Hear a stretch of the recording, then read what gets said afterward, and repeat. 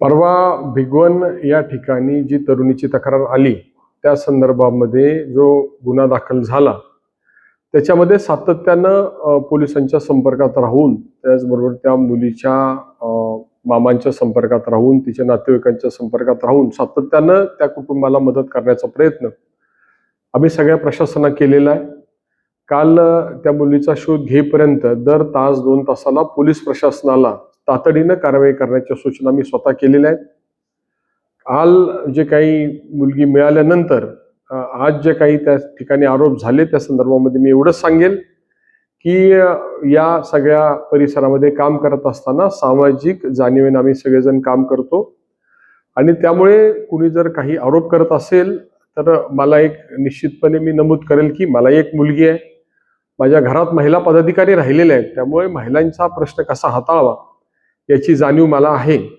आणि कदाचित आज कोणी स्टेटस ठेवला हा जो विषय घडला त्यामध्ये कदाचित मी या विषयामध्ये मुलीच्या बाजूनं अतिशय भक्कम भूमिका घेतल्यामुळे असं केलेलं असावं असं माझं प्राथमिक मत आहे. परंतु या सगळ्या प्रकरणाची चौकशी पोलिसांनी कसोशीनं करावी, त्याचबरोबर त्या मुलीचा शोध घ्यावा आणि जे दोषी असतील त्याच्यावर कारवाई करावी अशा प्रकारे सातत्यानं मागणी मी केलेली आहे. जे आरोप करतायत त्यांनी वस्तुस्थिती पहिल्यांदा तपासावी आणि मगच आरोप करावे अशा प्रकारची विनंती मी निश्चितपणे करेल. त्या कुटुंबाच्या विषयी आम्ही सगळेजण सहानुभूतीपूर्वक मदतीच्या भूमिकेमध्ये आहोत आणि त्या कुटुंबियांना जी जी लागेल ती मदत करण्याची आमची तयारी आहे. प्रशासन पूर्ण सक्षमतेने काम करतंय. काल रात्रीपासून त्या ठिकाणी त्या मुलीची समजूतही घालण्याचा प्रयत्न हा प्रशासनाकडून होतोय आणि त्या कुटुंबाला जो पाठबळ आहे ते देण्यासंदर्भामध्ये आम्ही सगळेजण कटिबद्ध आहोत.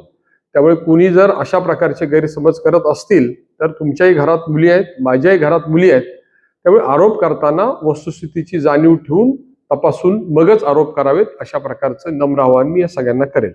तुमचं मुलीच्या कुटुंबियांशी काय बोलणं झालं होतं का? मला जशी घटना कळाली तसं पोलिसांना मी संपर्कात होतो. मुलीच्या मामा जे आहेत त्यांच्याशी मी बोललेलो आहे आणि वारंवार पोलिसांनाही सूचना केल्यात की जो तपास चाललेला आहे तो जो तपास आहे त्याची सगळी माहिती त्या मुलीच्या कुटुंबियांना द्यावी आणि सगळ्या बाजूने त्या कुटुंबियांना मदत करावी अशा प्रकारच्या वारंवार सूचना मी पोलिसांनाही केलेल्या आहेत आणि त्या कुटुंबांच्या नातेवाईकांच्या सुद्धा मी संपर्कात आहे. तुमच्या विरोधात घोषणाबाजी केली, याच्यामध्ये काय राजकारण आणण्याचा प्रयत्न केला जातोय? मी सांगितलं की माझी निपक्षपाती भूमिका असल्यामुळे काही लोक दुखावले गेले असतील आणि त्यामुळे अशा प्रकारे काही लोकांनी त्याला राजकीय वळण देण्याचा प्रयत्न केला असावा असं माझं मत आहे.